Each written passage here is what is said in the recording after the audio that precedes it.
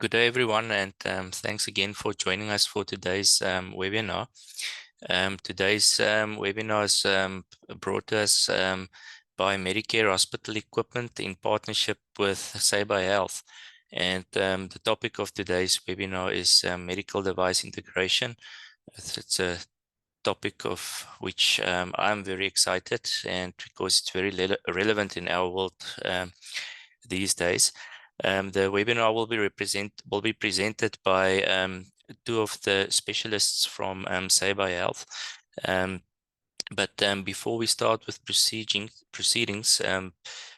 please allow me just to go through a few points. I think to start off with, a big word of thanks to our golden corporate members for their continued support and making webinars like this possible.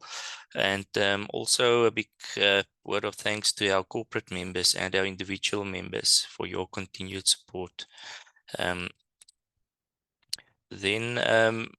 the annual KISA newsletter was published on the KISA website. So if you haven't gone through it yet, please visit our website, and there's a lot of useful information and a summary of our activities and the talks that we've covered. And then if you have trouble accessing the newsletter, please get in contact with our admin office. They will be able to assist you. And thank you to Dieter at our admin office for all the hard work that he put into bring out the newsletter. We've currently got a competition running in anticipation of to the Global Clinical Engineering Day on 21 October. And this year there's 4 categories in the competition that one can enter. It's the 4 categories are CE Clinical Engineering Student of the Year, Most Popular Clinical Engineer Professional of the Year, and then Clinical Engineer Membership Award.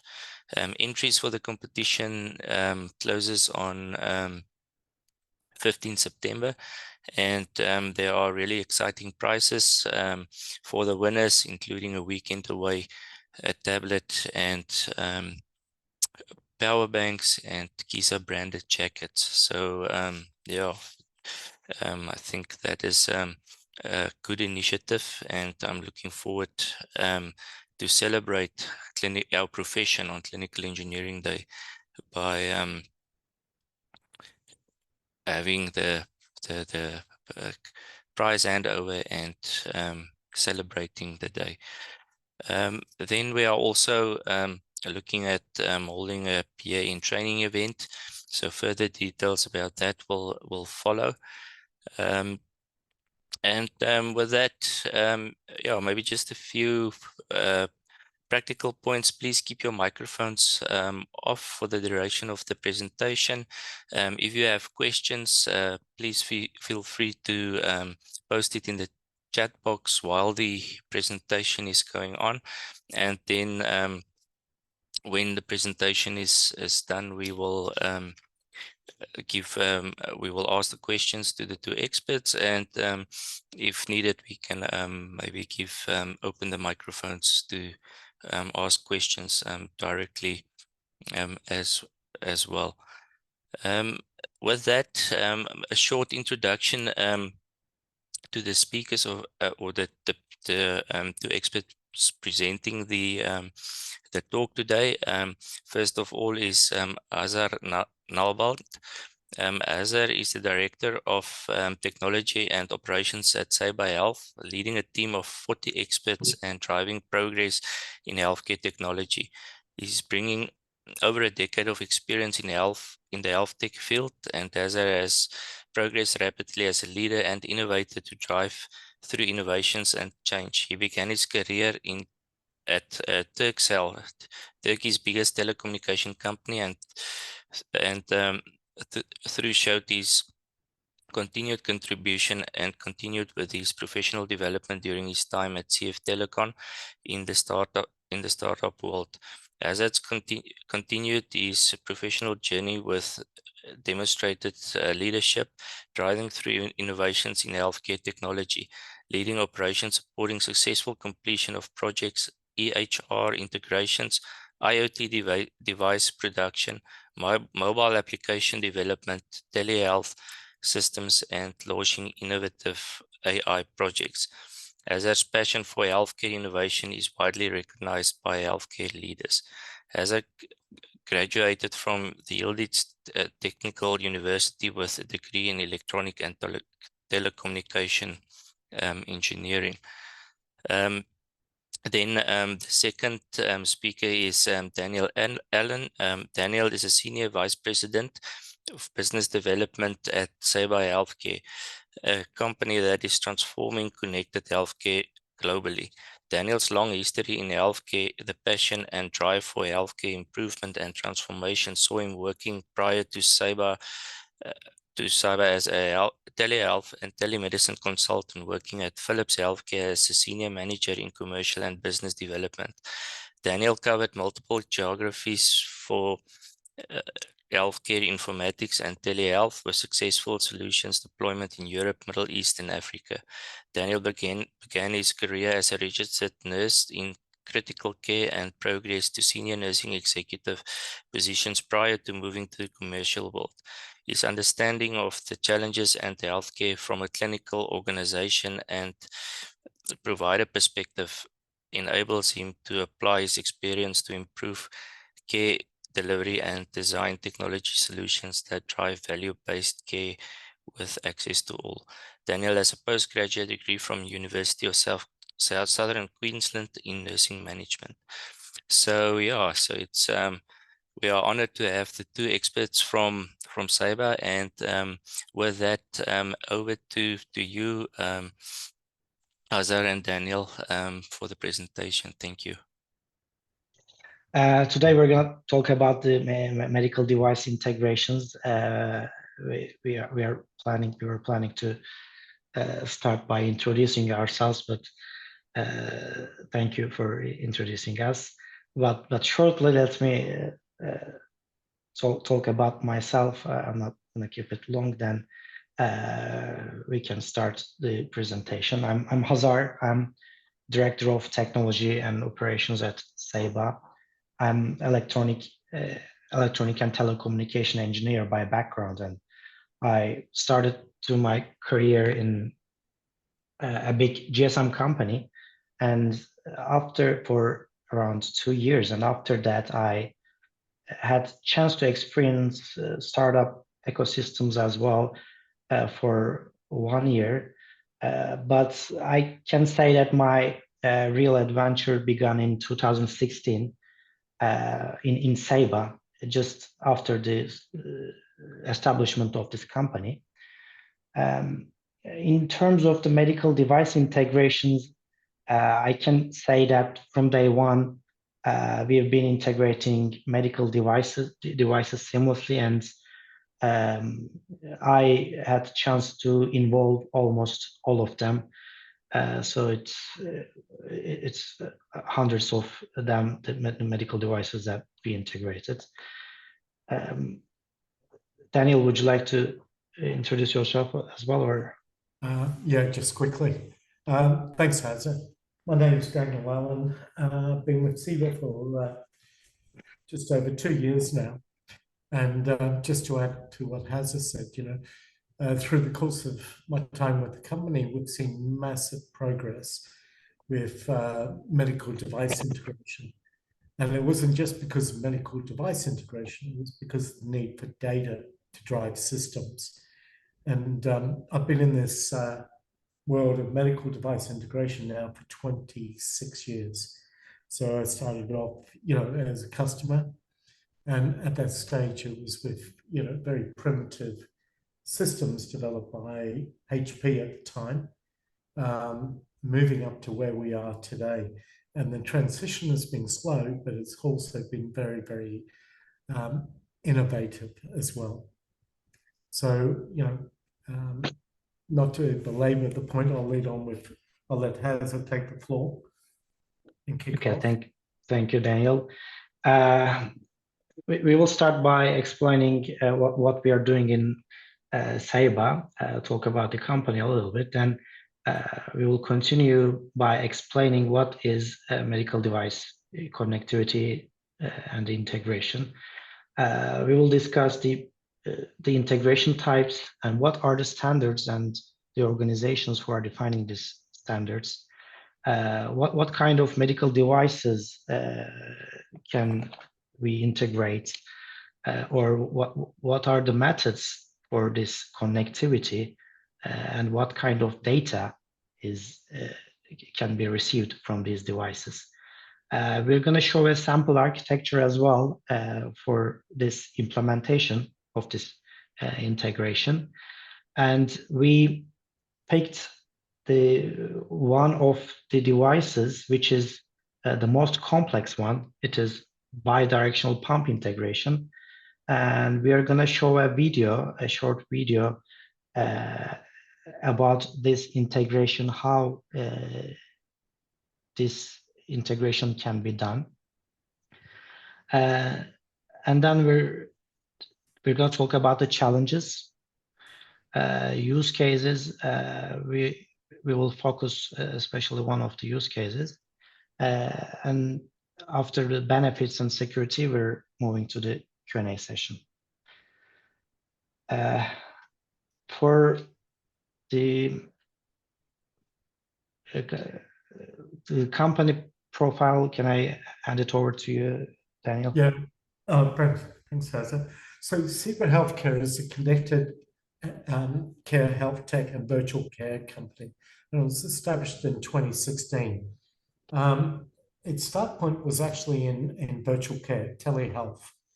And one of the realizations very early on in the company was you needed data. And a lot of that data was coming from medical devices. And, that was a real gap in technology. And there's been a very, very slow adaptation. So the company itself invested quite heavily in developing a platform and drivers to support that innovation. And it's become one of the pillars of the company. So the company is actually incorporated in the UK, has offices in the USA, Germany, Turkey, and the UAE. So currently we're operating in more than 12 countries. And those countries are as diverse, as spread out as Australia through to the USA. We just secured our first project in Australia with the federal government there. And that's for over 2,880 devices. Currently, we've got over 5,000 beds under license for our portfolio. As a company, we've got 80 people headcount, the majority of which are based in Turkey. And that's where most of our R&D and technical support teams are based. And Hazar leads a team of about 40 people and is looking to expand that by a further 18 through the course of 2023. So he's got quite a challenge. But looking at and not wanting to dwell on what Ceiba Health Care delivers to the market, but just giving a bit of insight into where our knowledge comes from. Our pillars are from that bedside or device integration and interoperability side, which is linking advanced systems. Those systems can be EMRs, they can be telehealth programs, but if we can't get the data, it doesn't really help clinical workflow. So the data itself is what is the linchpin in actually moving us forward into supporting virtual care, supporting EMR companies. So, and also, AI, machine learning development. Next slide, Hazar, sorry. If we look at medical device connectivity, there's a lot of words around it. It's medical device integration, biomedical device connectivity, biomedical device integration. So a lot of these terms are interchangeable, but basically anything that has an output should be connected. because data in itself is the way forward for, where we are in the future. And I think there's examples already in South Africa where data is being used in research, and that data has been pulled from medical devices, and that's leading, better clinical practices. But, yeah, that's right. So I think you guys know that there's a lot of companies, and I don't want to talk to this one too much. I think Hazar is more of the expert, but you hear a lot of terms out there, such as Health Level 7, HL7, DICOM for radiology, FIRE, which has been talked about for the last 12, 13 years. And, there's companies out there that are, developing FIRE-based EMRs. There's the IEEE standards, which, a lot of the medical device companies put into their devices to send data out.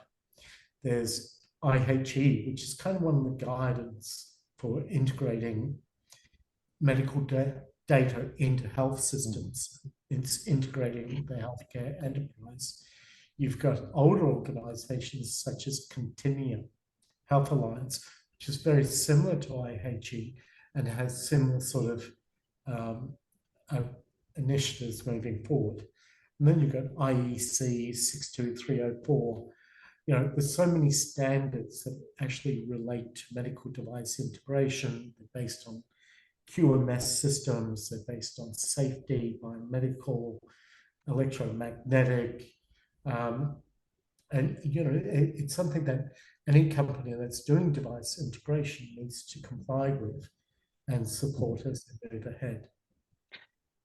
Yes, actually the DICOM is very well established, and nobody is questioning if an ultrasound machine has a DICOM communication today. But the other types of devices, other than imaging devices, unfortunately, there is to today's world there is no standardization currently.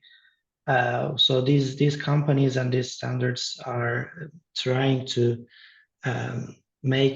provide this standardization for the medical devices. Some of them are focusing the medical device connection. Some of them are more focusing the healthcare data exchange, for example, the FIRE between the systems. Hopefully in near future, the devices are going to be more standardized.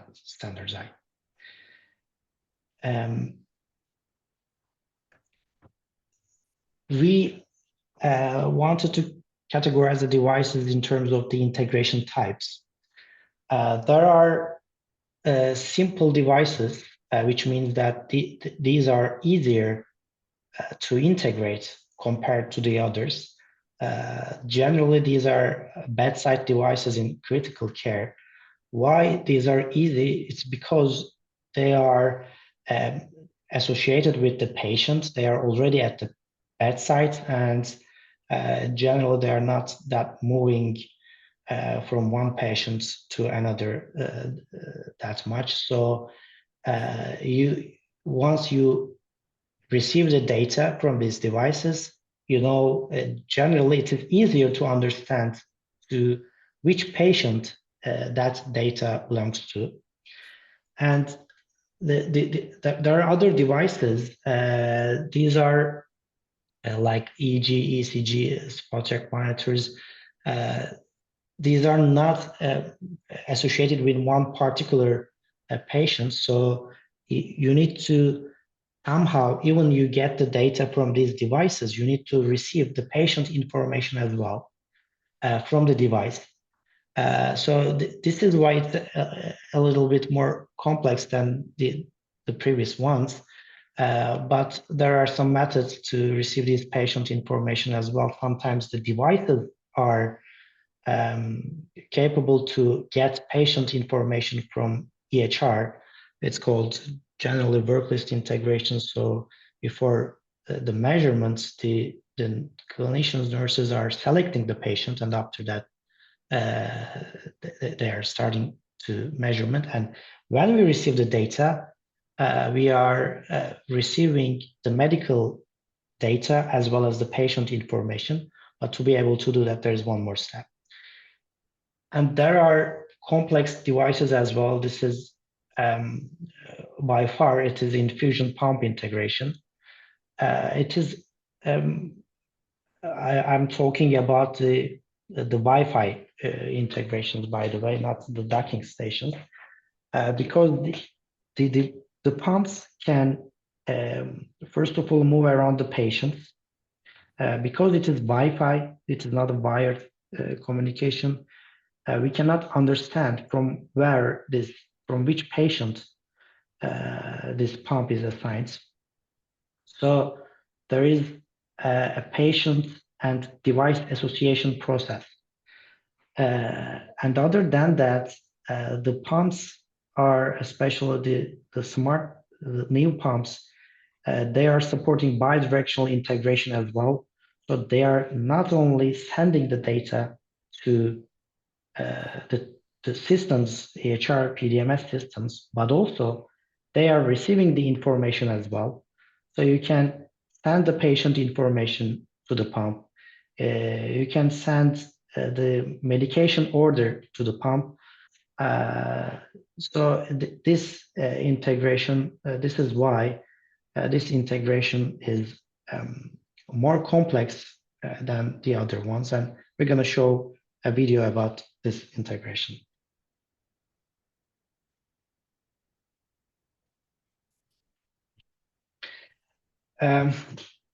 When it comes to categorization of these medical devices, there are so many ways.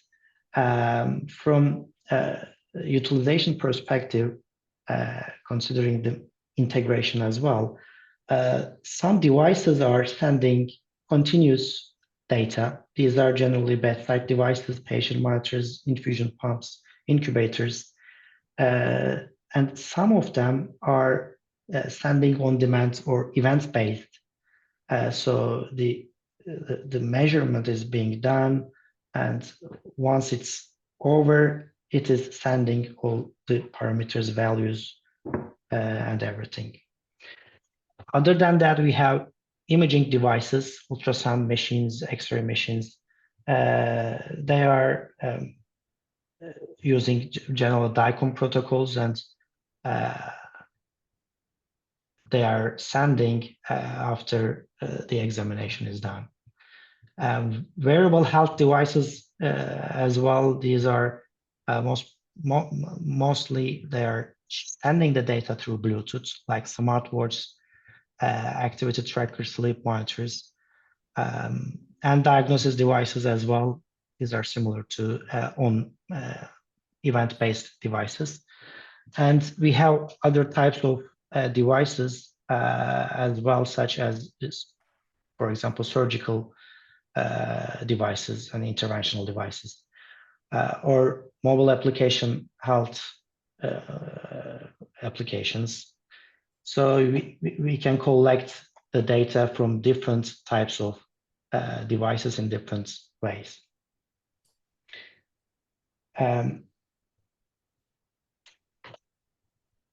So how can we connect to a medical device? There are 5 different ways. The most common ones are serial and LAN. Because serial is a bit outdated technology, I believe that in near future they're all gonna be LAN or Wi-Fi. Other than they all have different challenges, by the way. I'm gonna talk about that too. Other than serial and LAN, the Wi-Fi is pretty common as well, especially for transportable devices. For example, infusion pumps, which have the capability to share data. They are using Wi-Fi communication, or other portable devices, blood glucometers, pulse oximeters. Bluetooth and GSM connectivity, they are generally being used for wearable devices, smart watches, wearable ECG devices. And what kind of data these devices are sharing? It is depending on the medical device, but we can collect them under 5 subtitles: waveforms, numerical alarms, reports, and images. Numericals, most of them are sending the numerical parameters. If we can give the example from a patient monitor, the HR90, SpO2 98, the devices are sending periodically these numerical data. The intervals between two data is depending on the technology of the medical device. Sometimes they are sending these data every 1 minute, sometimes 30 seconds, sometimes in a couple of seconds. The waveforms, its integration is a little bit complex than numerical. The devices which are creating the waveforms, patient monitors, mechanical ventilators, generally these devices are capable to send the near real-time waveforms as well. So the doctors or clinicians are able to see the near real-time waveforms as they're at the bedside. The other thing is the alarms. Generally, there are two types, two levels: the yellow ones and the red ones. The devices are sending this information as well with the prioritization. So we can capture them too, and there are alarm management systems which are specialized for. They are focusing on this alarm management part. So with this integration, it provides so many use cases such as silent ICUs. Image, these are the DICOM devices, X-ray machines, ultrasound machines. Generally, and the reports, it is, we can say, an example for an EEG machine. They are sharing the reports, or an ultrasound machine as well. They are sending image as well as the reports of that patient too. So these are all 5 different data types that can be collected from a medical device. Just to add on to images, and we briefly touched on it, we've got ECGs and EEGs as well. And they present quite a challenge in the healthcare market, because a lot of these, want to send out to their own proprietary systems.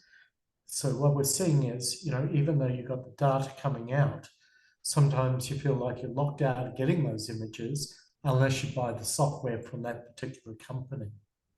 And one of the things we've been able to do is actually take an ECG from different vendors, convert it into a readable image that we can also get the values, get the image.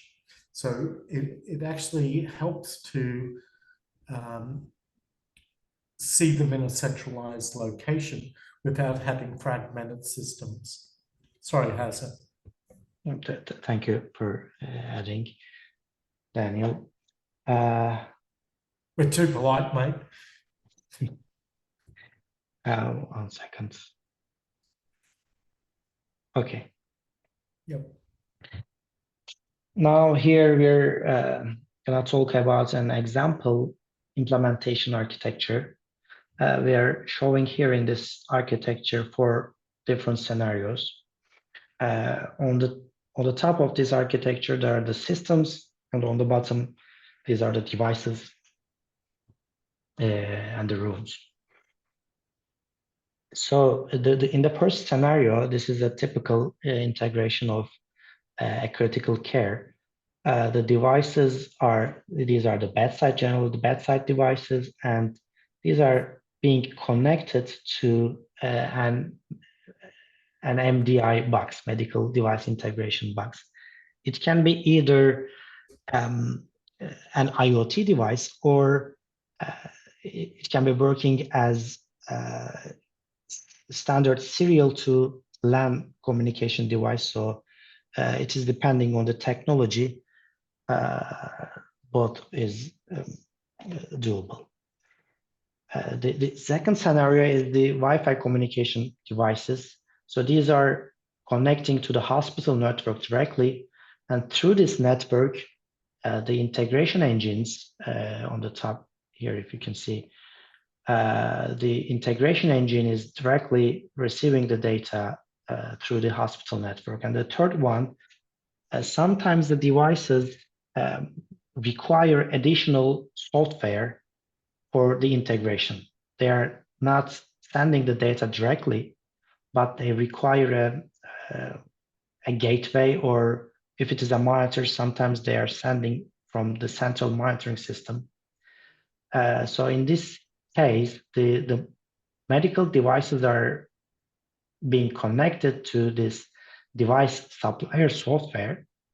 And through this software, the integration platform is receiving the data. Another communication method is for the other types of devices, such as ABG machines, urine analyzer. They can either connect, if the output of this device is a LAN or Wi-Fi, they can either connect to the network directly, or if it is a serial, an MDI box is required between the platform and the medical device. This architecture basically can be implemented all different units in the hospital, or all every kind of medical device can be integrated with one of these scenarios. So the medical device integration is not only collecting the data from the medical devices or the device supplier softwares or the MDI boxes, but also it is making integration with the systems as well. Actually, it is depending on the scenario, but sometimes the patient's device association is being done inside this medical device integration platform, and sometimes it's being done on EHR. But if medical device integration platform is going to make the association between the patient and the device, it should know which patient is on which location. So to be able to do that, ADT integration is required. So the system knows that at bed number 1, there is this patient, John Smith, and when I receive some information from bed number 1, from now on, I know that this information belongs to John Smith. Once this association is done, the device data is being sent back to EHR. The EHR integrations are being done in 2 ways. Sometimes directly, the system can communicate with EHR, but sometimes there are HL7 or another integration engines between, so it can be either directly with EHR or through this engine as well. So these platforms are not only sending the device data, but also they are able to send the alarm data as well. For the alarm data, there are alarm management engines which are focusing only the alarm management. So they are handling all this process by receiving these alarms from these integration engines. Daniel, if you have anything else to add, you can, or we can switch to the video. So just quickly on the alarm management systems, they don't want to have all the stuff coming from the device data, because that device data is just noise to them. So they want to have the critical, semi-critical alarm data. So it could be, the fact the pump is, near empty. It could be a fault in the device itself, or it could be a parameter that is actually critical and needs to be actioned. And these are very specialized messages. So they're not part of the standard messages you pass on to an EMR or EHR for documentation. These are more of the R40 messages that need to get to a person at the right time in the right location.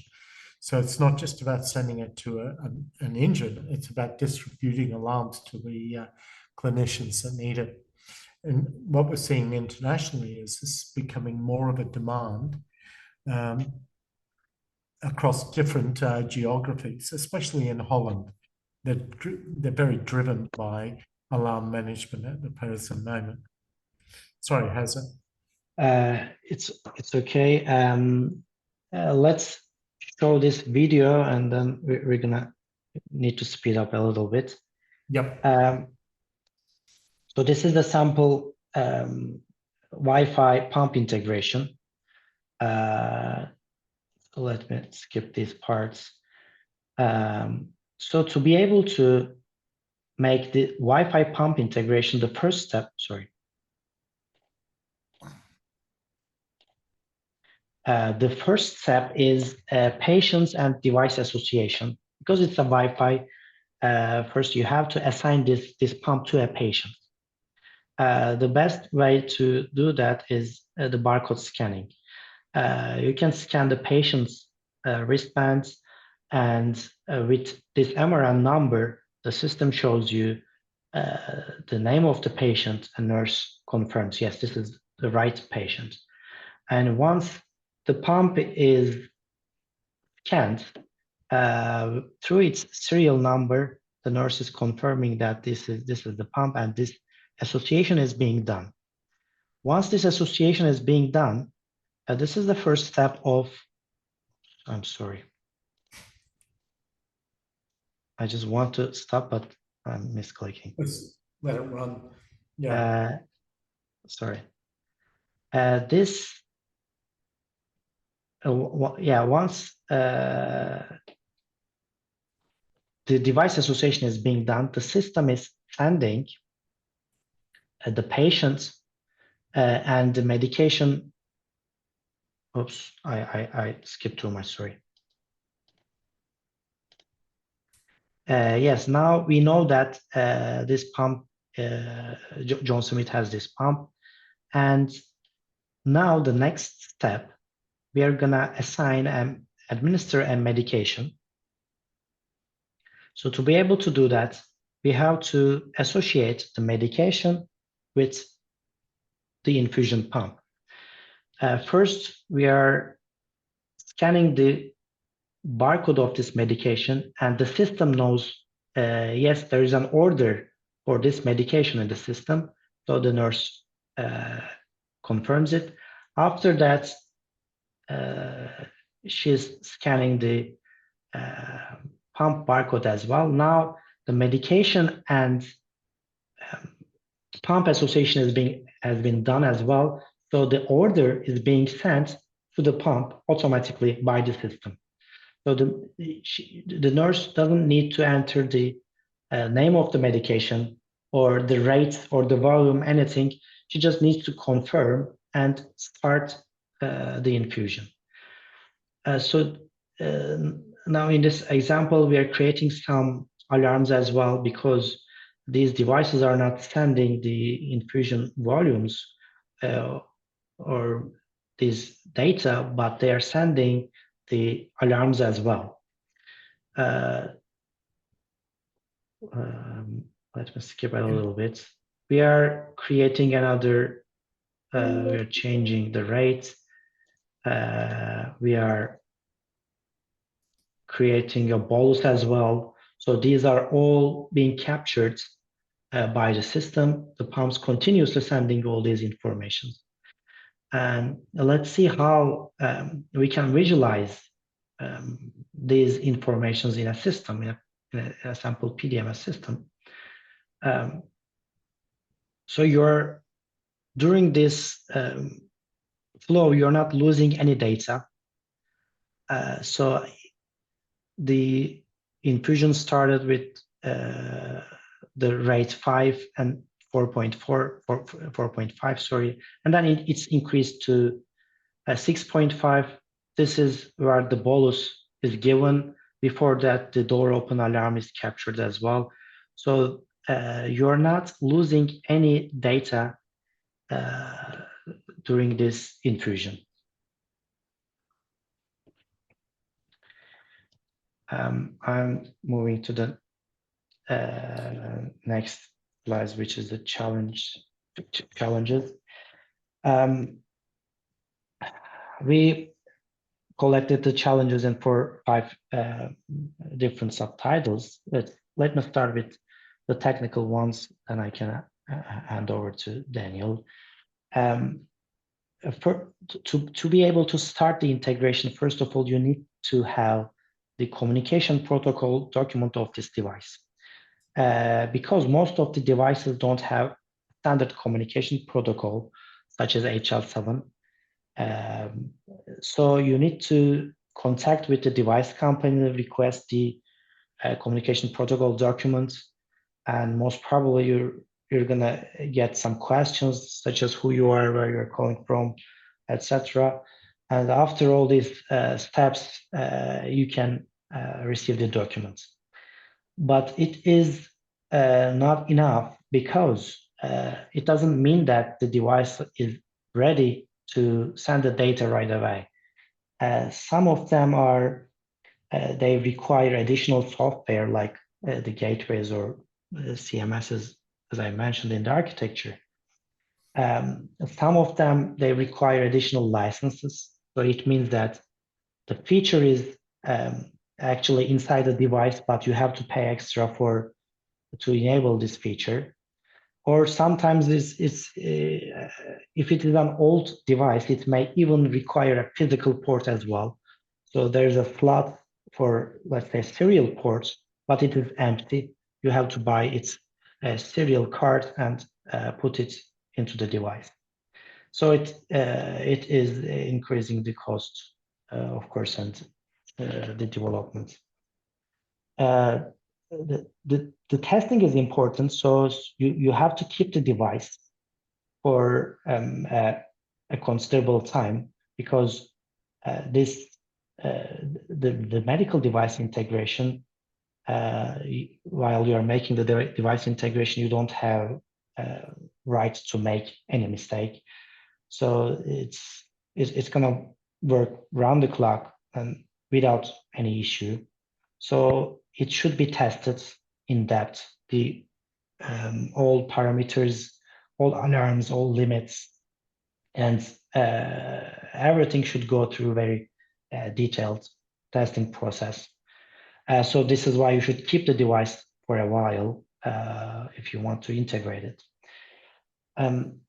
The other items are the data technology and different complexity and different multiple connection types.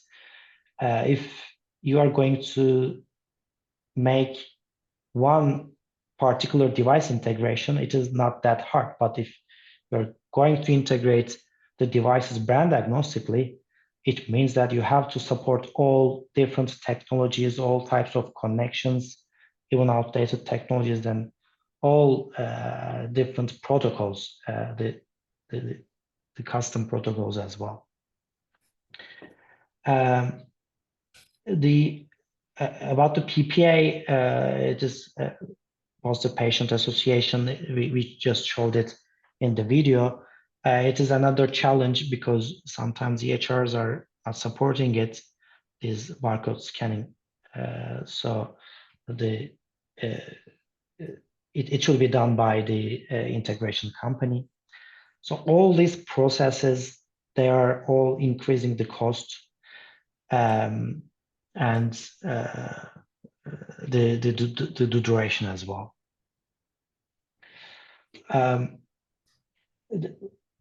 Daniel, would you like to hand over for the rest of the? Thanks, Hazar. Infrastructure readiness is really one of the other challenges, because a lot of hospitals, weren't built or weren't designed for extensive networking. Back wall behind the patient's bed, they don't have enough outlets. So all these are considerations and challenges when you're moving towards device connectivity. If you look at infusions in an ICU, you've got 8 pumps.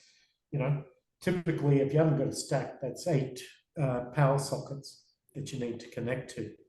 And if you're doing that individually through a cable system, you haven't got a box. Again, it's a challenge. And this is why systems should be developed around that. The other thing that we see is there's very much a lack or a stakeholder coordination, and that's through bioengineering, through to IT, to clinical as well, because all of them have interlinking workflows. And we find involving all the stakeholders at the very beginning and making sure they're all part of this journey, makes sure that a project or program such as medical device integration works. Biggie is actually, how do you protect the sensitive patient data from breaches and unauthorized access? And medical devices, unfortunately, were never designed as an IT system. So the IT component within a medical device is fairly small compared to the overall functionality of that device itself. Ensuring adherence to safety standards during integration. And I think, that's, when we talk about safety standards, it's about biomedical testing. It's about electromagnetic testing and making sure all those are in place. Regulatory compliance of the devices, what are they registered as? And different countries have different regulations around it. Some of them are actually taking it to one extreme where they want the highest of the highest MDR certification, even though, the customers want it, but in reality, the rules say, okay, it's an MDR class 1. HIPAA GDR goes back to your data protecting your patient data. And unfortunately, medical devices aren't very secure in themselves. The other challenge is, healthcare professionals need to be trained on using integrated systems effectively. And that goes back to how simple those the medical device integration system itself is. Is it easy for the clinical staff to maintain, to operate? Is it easy for IT to monitor the network settings, or is there failover built into the system? So if you have one server go down, you've got a backup that starts in its place, or are you using IoT technology that allows for a second level of redundancy? The other thing is overcoming resistance to technology adaptation amongst staff. A lot of this isn't about the technology adaptation, but it's about the perceived cost. Historically, if you look at the picture, everyone perceived device connectivity as being very, very complex. You had dongles, you had these ID modules that you had to connect to patients, medical devices to the boxes. And they were expensive. You had to use one specifically for that medical device. And, with the recent advances in technology, these are becoming redundant. Next slide. So, Daniel, are we going to hard stop in 5 minutes, by the way? If so, we only have 5 minutes. So nice. We can. And there are 2 questions. Maybe you can take the first one. I can answer the second one. Yeah. So the first fail-safe backup mechanisms of the system, it depends on the vendor, but mostly if you look at it, you should have a mechanism for storing data. So if there is a failure in your server, you've got a backup server. If you've got a network failure, how do you deal with that? So it depends on the actual solution architecture. Failover servers, backup systems. Sorry. And in terms of, it's thank you, Daniel. In terms of the medical device integrations, for example, if it is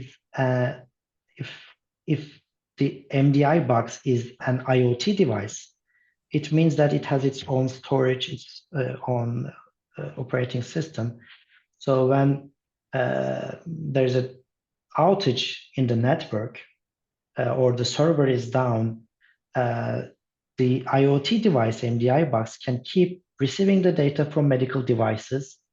And when in its own storage, when the connection is back, it can send all the data back to the integration system. So it is depending on what kind of technologies are being used in the hospitals. Yeah. The Wi-Fi connectivity is actually pretty easy. It is depending on the medical device as well, but generally you're just writing the SSID and the password of this SSID to the device program menu. Generally, it is being done from the screen of the device, but sometimes they are being configured by an additional software. So you're connecting the medical device to your computer, you're running this application, and you're sending all this Wi-Fi configuration to the device through this USB cable, which is going to the medical device. It is depending on the medical device as well. Yeah, and I think the last one of the last questions: how does this integration talk to the patient demographics and billing? And there's certain devices where it's mandated that you have to measure the volatiles coming out of an anesthesia machine. So if that anesthesia machine is sending out, you've used X amount, that would actually go into your health record and be captured in the reports in the health record itself. Demographics, again, that belongs to a HIS. But what we do is we do an ADT, which is admission discharge transfer message. And in that, you've got your PID element, which actually supports that patient information. So we take the patient information from the HIS, pair it with the data that's coming out of the device, and then that's sent through to your documentation system. But that data can only be validated by a clinician. So whatever's going there still has to be saved by the person who's caring for the patient, because it's still raw data, not raw data, but unvalidated, unverified. So you can have systems where it will send all that data into the system and it assumes that it's true. But as we all know, if you've got a transducer that's low, then your blood pressure is going to be reflected incorrectly. If you've got a SAT monitor that's not connected properly or has poor contact, then you're not going to have a proper SpO2.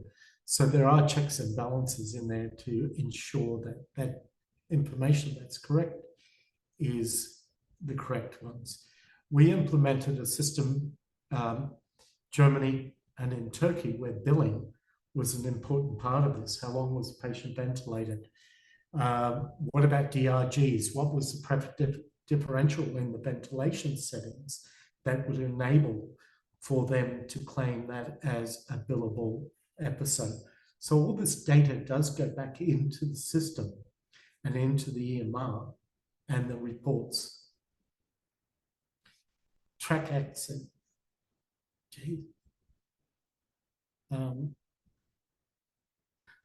And sorry, Hazard, the last question. It depends on the system you're putting in. We're leaving this very general, but basically we see every device that's connected to the system. We see its MAC address or its IP address. We see what type of machine it is. We see the identification or the serial number or the tracking number of that device. So that's all tracked. It's all got a location. So anything in use is tracked.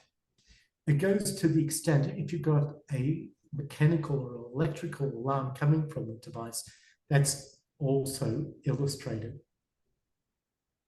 You know, these systems also track network connection. If you lose a network connection or if it's unplugged, it tells you that that device is disconnected from the network or you've got an issue with that device itself. Right.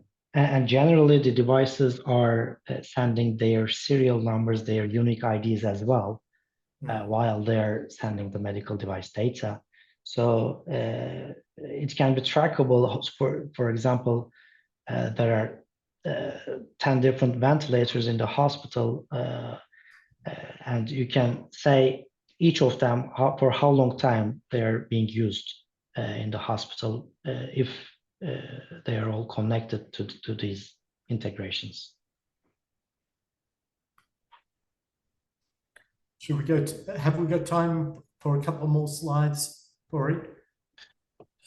Thank you. I think if you don't mind, then we can make the presentation available or the recording to our members, and I think then you know, we can continue. And if people need to go at 5 now, you know, they can maybe just watch the last piece of the presentation on the video.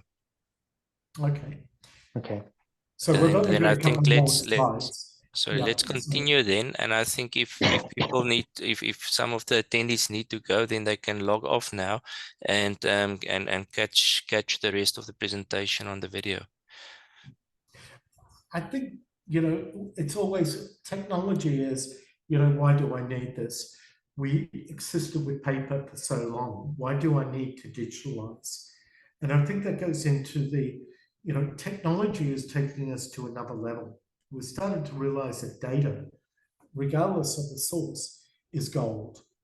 You know, if I can capture that raw data coming out of medical devices, link it to a disease or an age or to a patient subset, then it becomes, you know, this investment in improving clinical workflow, clinical decision support, AI, machine learning. And that in itself is, you know, a massive leap for the future. If we go to the next slide, what we've seen is there's been so many advancements. You know, we see that people are calling out for EMRs. We see that regulatory compliance is becoming more and more imperative. We see that, you know, billing, reimbursement requirements. That's essential. You know, we're missing so much data that has to be manually collected, has a cost to an organization. Technology in itself, and sorry, Hazar, I'm talking about technology, but we see the advent of 4G, 5G. We see IoT, the Internet of Things playing in, and that should become a core component within medical device integration. Plus, the technology shouldn't make it complicated, it should make it simple.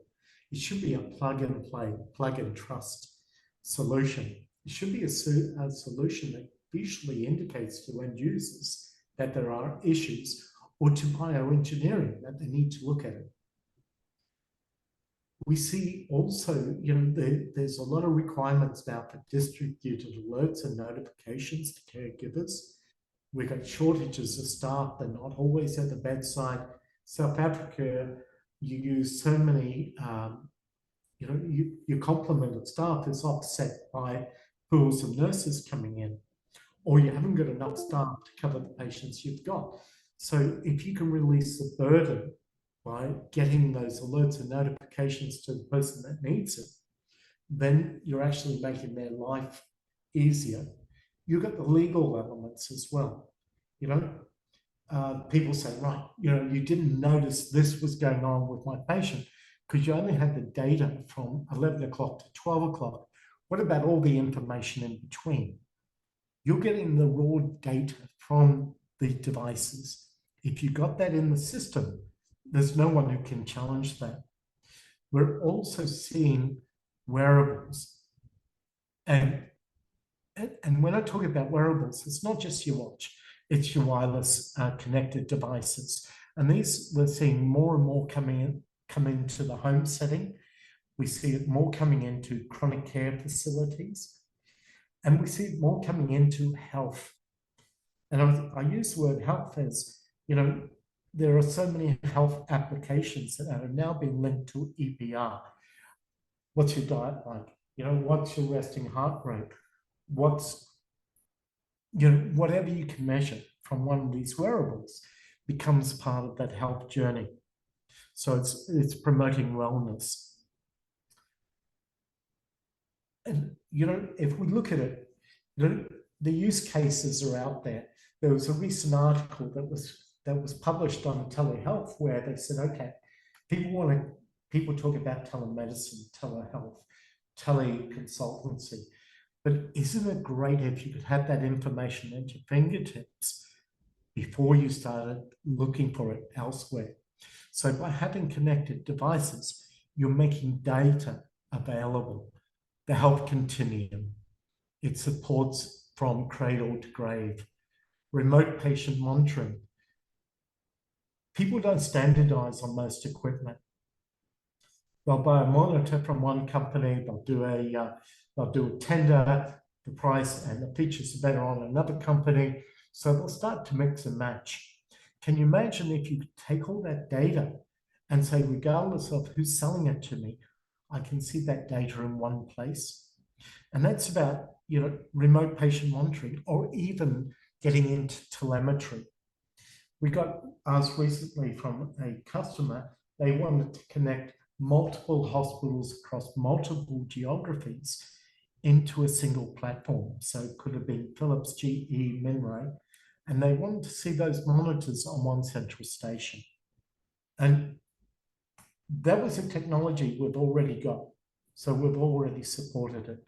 Clinical decision support. We all hear about early warning scores, and they're all triggered by parameters coming from medical devices. So you need to start getting that and getting it in a way that, is immediately available. Clinical research has become more important. And with the data, it leads to greater advancements in treatments. And that's been aided by AI and machine learning algorithms. Home care is becoming more important because hospitals are too expensive. The other place we've played with, and it's becoming more popular, is connecting ambulances. And we've got a project running in the US at the present moment, and we've teamed up with a telecom company to connect the medical devices in their ambulances and send it through to control centers and the ER, so they could triage earlier and guide treatment. And I think Hazar got a slide on that one.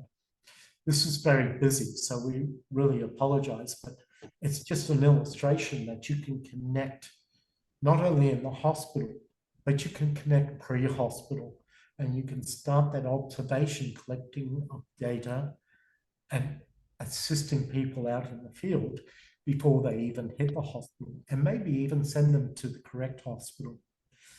Everyone talks about door to treatment, door to needle, and for stroke and for MIs. If you could start that process before they even hit the door of the hospital, then you're ahead of the game. And this is very busy, but this is a real scenario. This is what we've done, and it's only possible by collecting the data that's coming from those devices attached to patients. Next slide. I hope we're finished. So benefits. I think that the benefits we've alluded to all the way through this discussion. We're eliminating the need for manual data entry. And that makes workflow a lot easier. It diminishes human error. It improves workflow efficiencies, improves accuracy.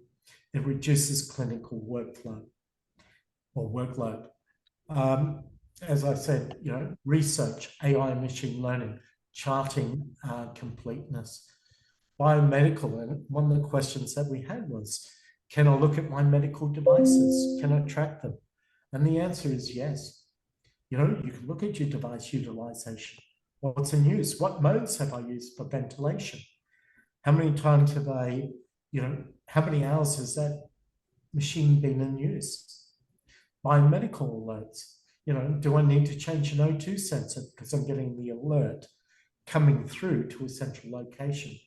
Tracking of in-use devices, service and support. And finally, you know, there's a lot of talk about distribution of alarms or alerts.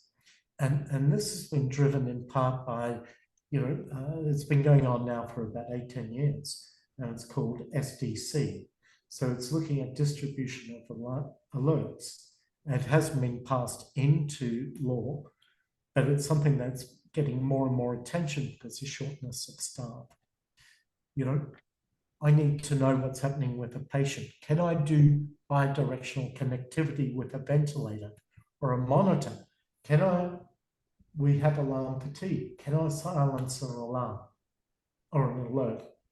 Is that something that our law permits? As a clinician, am I able to do it? So silent ICUs. And finally, I think security. And Hazar, I'll let you talk about this one. Okay.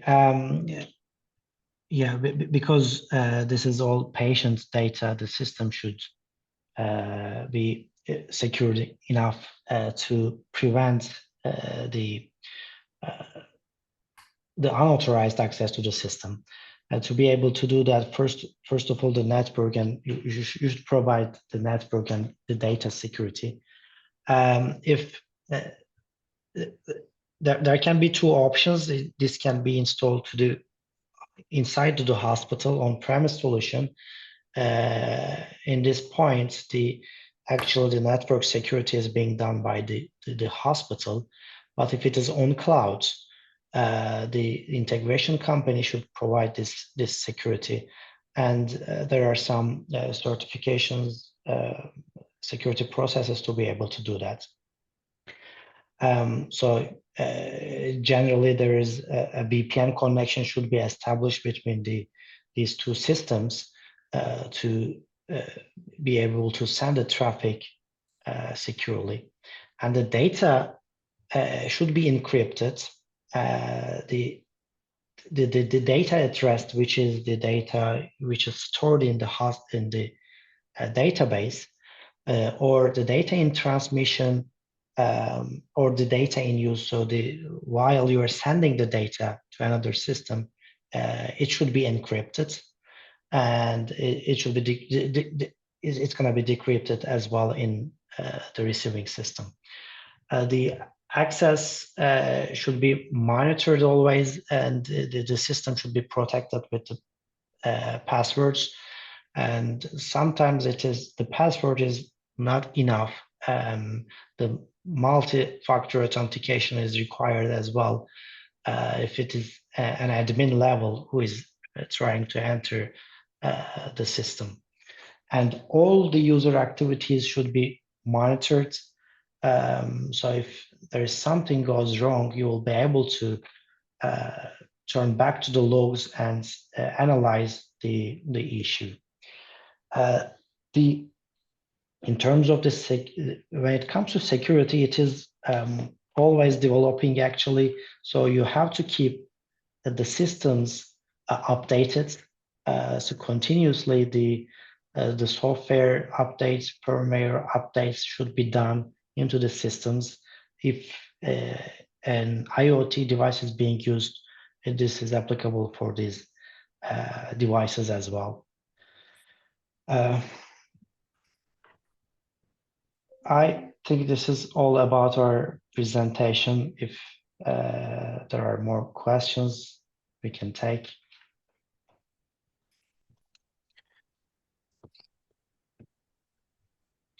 Thank you, Hazar and Ellen, for a very insightful presentation. I think it's giving us a lot of food for thought. I think we are still in most cases in South Africa in in our infancy in terms of device integration, and it's it is inevitable that it's coming. It's so it's a question of time, and I think as clinical engineers we need to prepare ourselves for what is coming. So thank you very much for sharing your knowledge and expertise with us.